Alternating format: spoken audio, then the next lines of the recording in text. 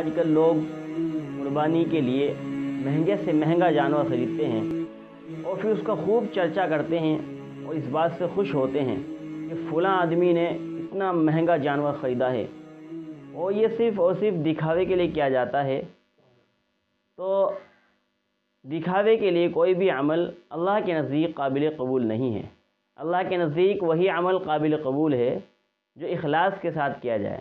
جتنا زیادہ عمل کے اندر اخلاص ہوگا اتنا ہی اللہ کے یہاں وہ مقبول ہوگا۔ اللہ کا فرمان ہے لن ینال اللہ لحومها ولا دماؤها ولکن ینالہ التقوی منکم، کہ نہ تمہارا خون اللہ کو پہنچتا ہے، نہ تمہارا گوشت اللہ کو پہنچتا ہے، بلکہ اللہ تو تمہاری نیتوں کو دیکھتے ہیں، تمہارے تقوی کو دیکھتے ہیں اور تمہارے اخلاص کو دیکھتے ہیں۔ تو جتنا زیادہ اخلاص ہوگا کسی عمل کے اندر اتنا ہی اللہ کے نزدیک وہ عمل قابل قبول ہوگا۔